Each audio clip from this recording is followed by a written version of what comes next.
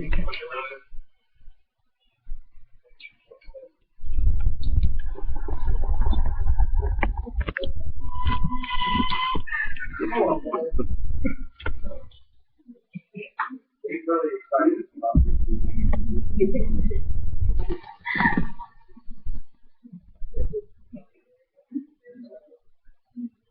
right. We all have cell phones, correct?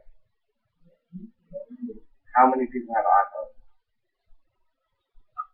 How many people have Android? All right. What is the preference? Do you like the Android? Have you had an iPhone? Yes. Okay.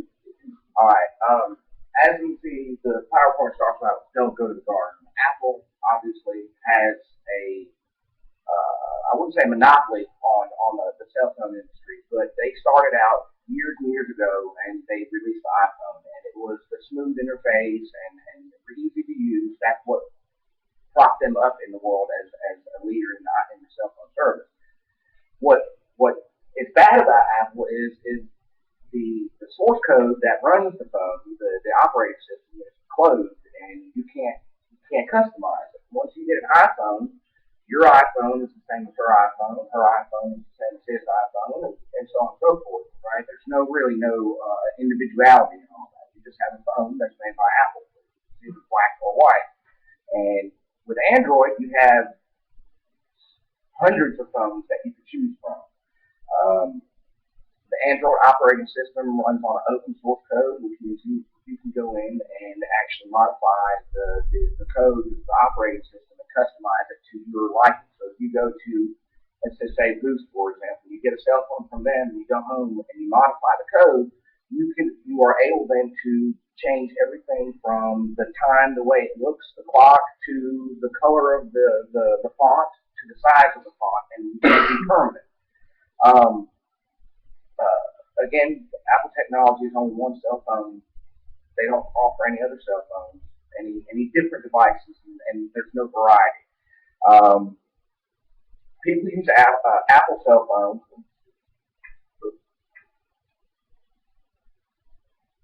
Okay. With Apple, there's different reasons why people choose iPhones. First, they love the accessories. With iPhones, you can go to the quick stop and go get an iPhone accessory. I went to Walgreens earlier today, and they were selling chargers for iPhones there. You can't necessarily find that all the time, but with all the availability of accessories that Apple has put out in the marketplace, it made good for the consumer to be able to have choices when it came to accessory and them to be easily to get. One other thing is the quality of apps that Apple puts out. For example, Instagram. When Instagram was put out, they used Apple and the iPhone as a testing ground because the quality is superior. When the apps are being made for Apple, the developers they do not allow third-party development coming in. So it's just the people in Apple who develop these apps specifically for the Apple operating system. And the downside of that, though, is sometimes those apps aren't supported anymore. Let's say you have a first-generation iPad, and you get a newer iPad, some of the apps from first-generation iPad won't work on the newer iPad.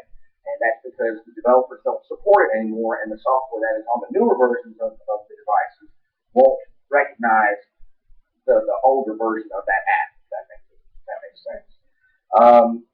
Again, simple functionality of Apple phones. I mean, I always like to call it phones for dummies. No offense to anybody in here, but an 80-year-old. I worked for an 80-year-old man for a little while. He was in bad shape as far as health, and he navigated the iPhone like it was.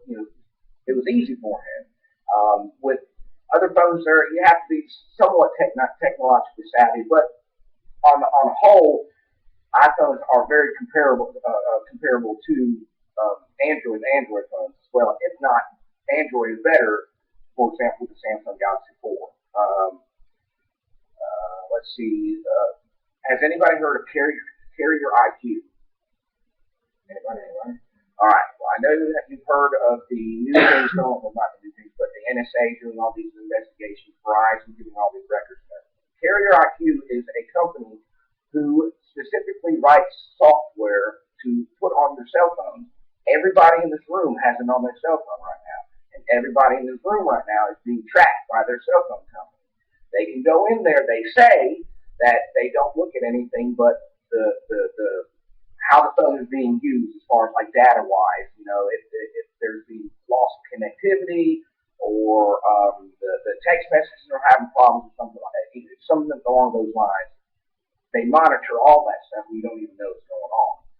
With an Android phone, let me back up. With an Apple phone, you can remove this app, and some iPhones even have in their settings where you can disable this feature where they track you.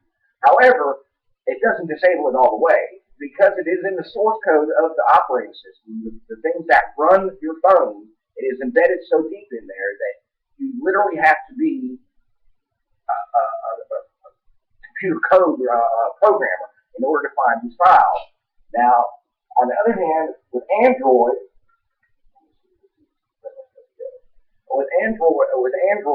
you have once you root the phone. Root means that you're getting access to the entire system. You have access from the home directory all the way down until the system required directories that are on the phone.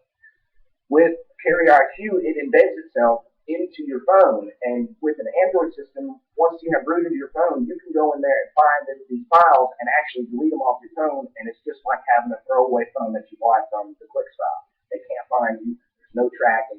They can't do any of that stuff once you remove those files. With Apple on the other end, like I said earlier, you can't do that. The file is fragmented on Apple iOS to where you have to literally, there's like 4 or 5 different files that are in different sections of the operating system that you have to find to delete them. You can't just delete one. And Android is all in one folder and you delete it and you're good to go. One other thing why people choose Apple is because of the brand name and the what do you call it? Aura, where you get it, the class, I guess you could say. iPhone is the superior ranking. It's always been good. It's been smooth. Nobody's had a lot of problems with iPhones, and so on and so forth. So people jump on the iPhone bandwagon right away and go to the garden. When I open this up and it says don't go to the garden, what I mean by that is each Google has an ecosystem, Microsoft has an ecosystem, and so does Apple. And what I mean by that is all your Apple devices, your computer, your phones, they all link them together. Google has come along now and also been able to do that with Google Drive. And once you get your cell phone with an Android, all you do is sign in with your email address through Gmail, and it downloads and syncs everything up for you automatically. So on that level, Apple doesn't have any superiority with that because Android's doing the same thing as well. Only that with Android, you can cross-platform and actually sync up with your iPhone as well, or actually Apple products and have those services actually also be run together and be synced onto your phone. With your computer software, the computer software is backward compatibility, meaning that if you have an update, it will be able to, if you have a newer update, the update will be updating your current operating system. However, it costs money. It costs $20 in order to get a full Apple upgrade on your, like if you get a patch for Windows, it says you have to, there's updates that need to be installed. I know certainly you guys seen that. With Apple, you have to pay for, like say, your service package, like $20 or $30 that you have to pay for. So once again, you're throwing money out when other things are free and just as good. It's just that the brand name is what you're paying for at that point.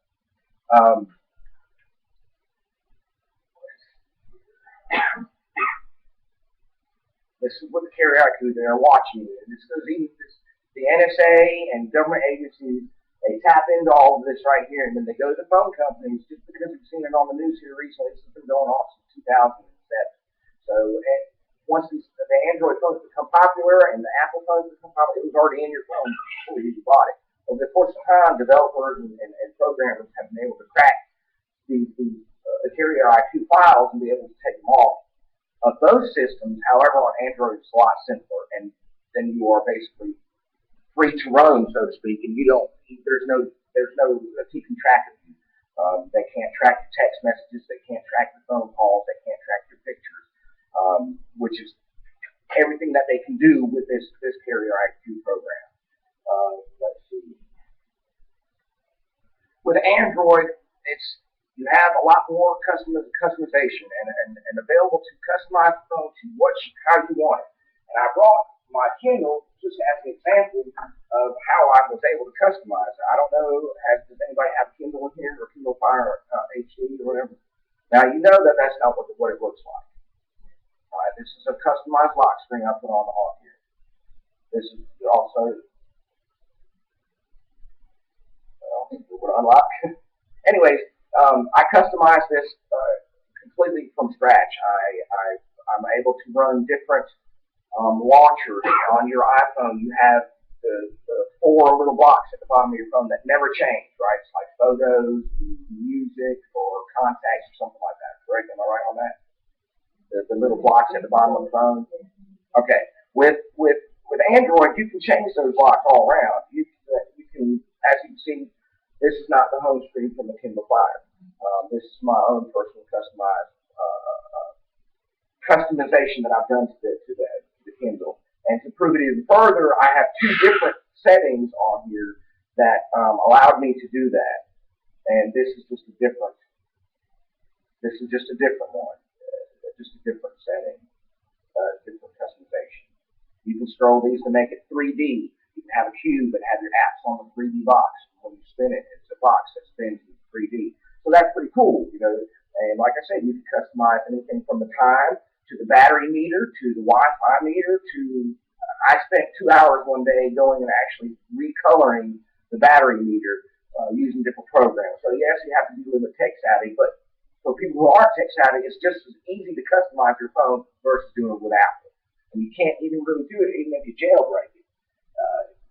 When you jailbreak an Apple iPhone, there's limitations with that. You cannot get the themes that you really want. There are certain things you can do. However, I look at it like this. If I can't get what I want, then it's not 100% customization. There are more than 600 phones and devices that run on the Android operating system. The Android operating system also allows third-party development, unlike the iPhone. For example, Amazon and their apps are just like with the Kindle. It's linked to the Amazon store, and you can download from there. There's also an app place called blackmarket.com where you can get apps that are on the Google Play Store. However, when your devices fire up, certain devices, you don't get all the apps that are on the Play Store.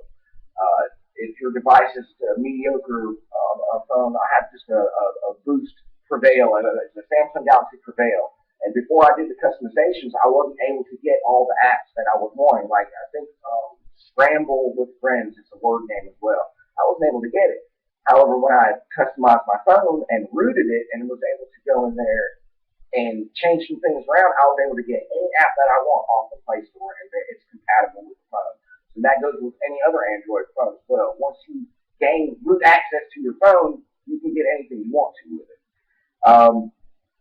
I touched on themes and widgets, which is another thing. You can long press the home screen of an Android phone, and it gives you options for widgets. You can have a clock widget, you can have, and it's just like a quick shortcut, like on your computer screen. You can't do that with an iPhone. You can on an Android phone, you can put clocks, you can put how much data you've used. I mean, just name it, and you can put it on your home screen, and it'll be at the touch of your finger. It's there for you to do. You can customize virtually anything with an Android phone. With iPhones, people personalize the outside of their iPhones. You get cool frilly little cases and bling and whatever it may be for the iPhones. For the Android phones, you're not just customizing the outside, but you're customizing the inside to exactly what you want. Android, in my opinion, is far superior than Apple. I agree that the Apple does have its pluses. However, in my personal opinion and experience using Android devices, Android to me is way far superior just for the simple fact of the customization level and things that you can do with the phone once you are the owner of that phone, for lack of a better word. Here's some things that I did that I've done on another phone for a buddy of mine. As you can see, the keyboard is red. I've done that. I've done the red contact, all of what you see right there, I was able to do, and it did not take. It was not hard at all. I'm tech savvy, but this right here does not require being tech savvy to do that. Right there. It was very simple. Let's see. With phones, here's all your variety of phones. It's just a little snapshot of what phones are out there. The Samsung Galaxy, what is it, 4 that's out now? Just I think last month, it superseded all Apple sales. It is actually now the #1 selling phone in the country. As far as for usability and functionality, it has a bigger screen. It's lighter than the iPhone, and again, it's customizable by doing what I explained earlier.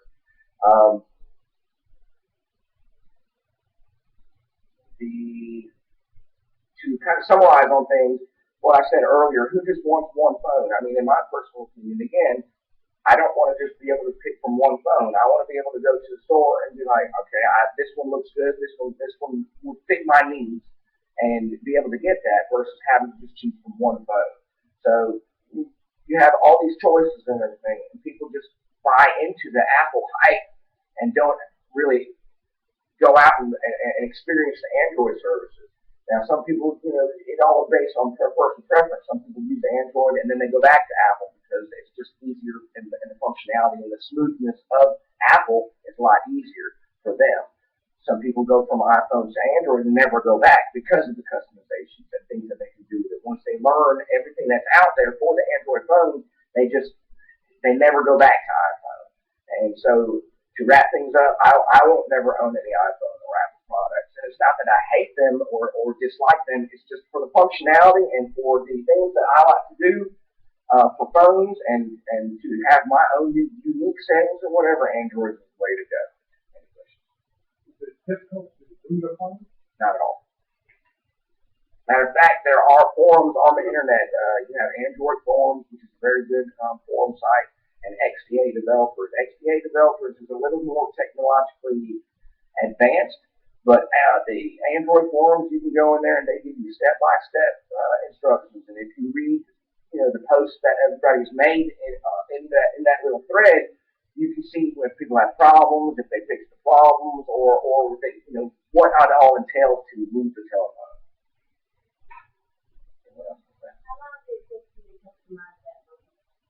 What I showed you earlier, the red, I think that was a matter of like an hour and a half.